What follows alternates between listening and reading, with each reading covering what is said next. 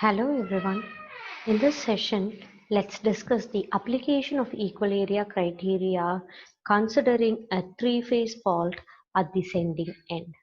So this is the sending end. Before we consider the fault under the pre-fault conditions, let us say that the transformer has a reactance of xd dash and let x1 and x2 be the reactance of these lines, and hence under the pre-fault condition the electrical power that is transferred is equal to, let the voltage here be E and let the voltage here be V.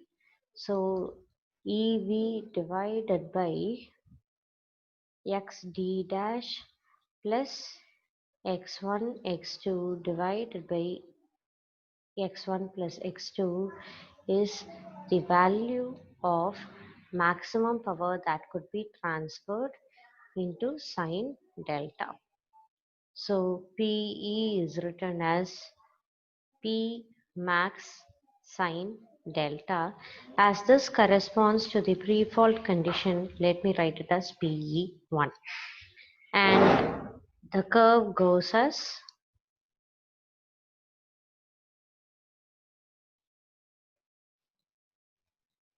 so this is the curve of PE1. And let us consider that a mechanical input of Pm is given, and this value mechanical input power is going to be a constant. P1 is equal to P max 1 sine delta. And point A corresponds to the initial operating angle. And now we say we have a fault at the sending end, right? So because of this fault, there is going to be a structural change in the network. So because of a fault here, okay, not only this circuit breaker opens, but this circuit breaker also opens, because even for this circuit breaker the fault is closer, right? So even this line is getting disconnected, and hence we actually draw the diagram as two different parts. Okay, so here this circuit breaker opens and also this circuit breaker opens, and hence this side, if you see, no power is transferred to the other side, and hence we say PE2 is equal to 0. So this line along the axis is PE2, and that's equal to 0. So after you clear the fault, so after you locate the fault and clear it, so when we clear the fault, it means we have located that we have a fault here at this point, and hence we open only this line and we continue to transmit power using one line alone.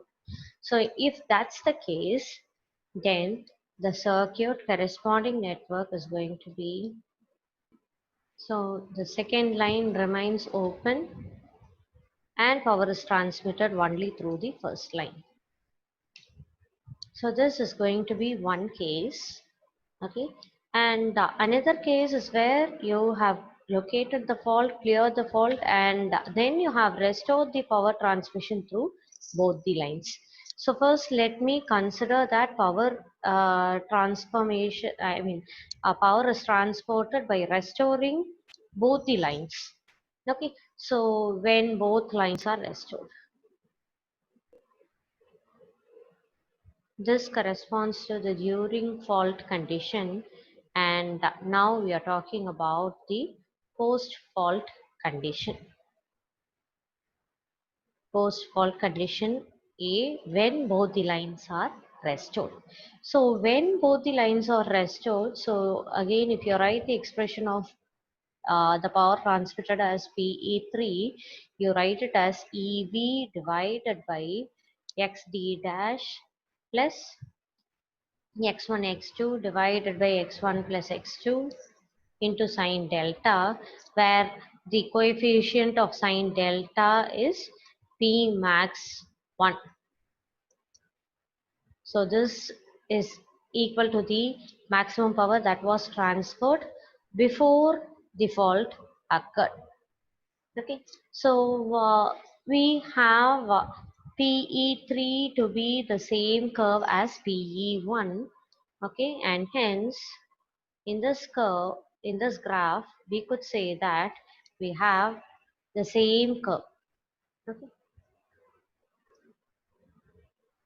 both corresponds to the same curve. Now let us take into consideration few sequence of events.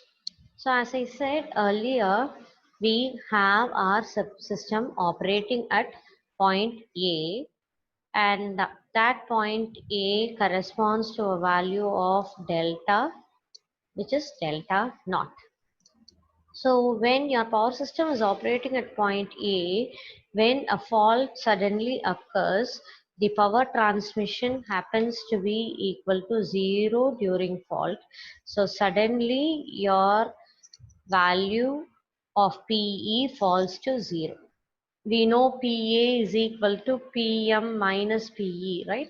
So PM is here at this point. So this is the value of PM. And now at this instant, PE is equal to 0. So PA is equal to PM, and hence as it is a positive number, we call the rotor to accelerate. So the rotor angle continues to increase. So it continues to increase till you reach a point at which you clear the fault. So let this be the point at which you have cleared the fault. So when you clear the fault, let the angle corresponding to the fault clearance time be the clearing angle delta C. So at this point you have cleared the fault. So as you clear the fault, so your PE improves to a value which is equal to P max sine delta C. P max sine delta C. And we know there is some amount of stored kinetic energy, because of which your rotor starts to accelerate till your stored kinetic energy is lost. So this is the point, let me consider where my stored kinetic energy is lost. Okay, so your stored kinetic energy is lost. So at this point, let me name it as E. Okay, so let me name this point as point E. At this point E, when you say PA is equal to PM minus PE, you could see that PE value is much greater than PM. So PE value is greater, and hence your accelerating power is going to be negative. Because of this negative accelerating power, my rotor is going to decelerate.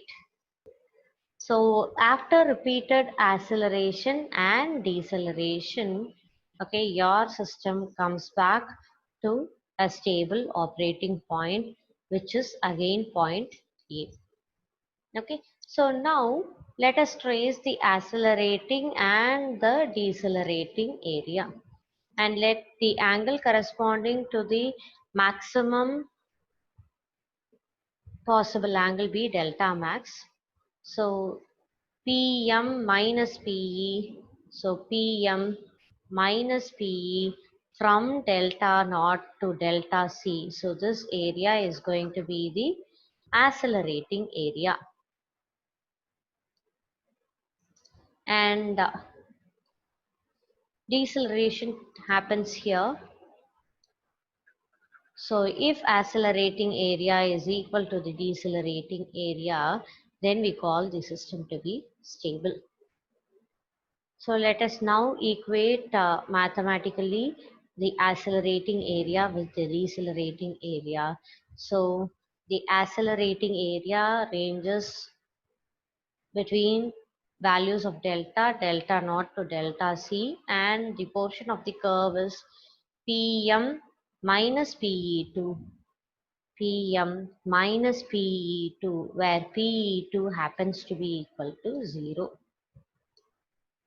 And while we write the expression for the decelerating area, the value of delta ranges from delta C to delta max, and the portion of curve is between PE1 or PE3 and Pm.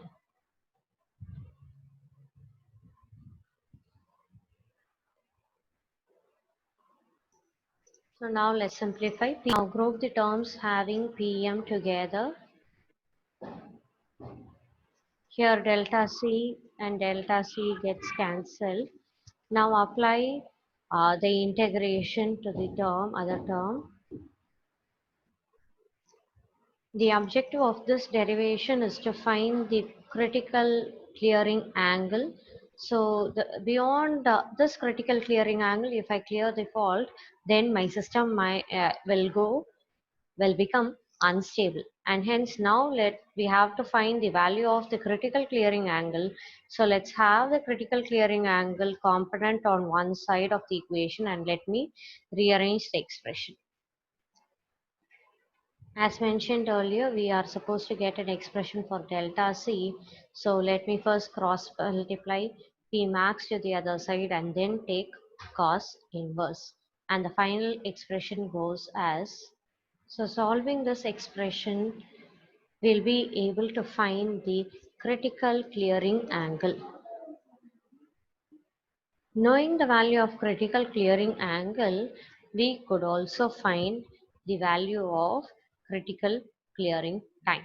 To find the critical clearing time for this case, where we consider a three-phase fault and when PE2 is equal to 0, that is the power transmitted during fault to be 0, let us do the derivation.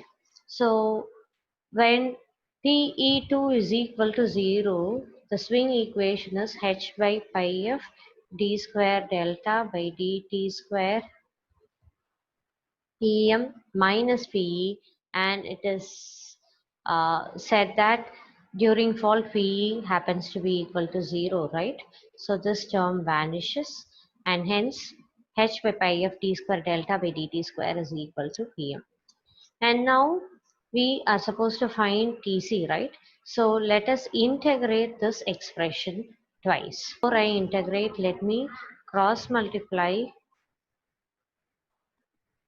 Now let me integrate on both sides. While integrating, Pm is a constant, so let's take it out of the integration. And integral of dt over 0 to t is equal to t.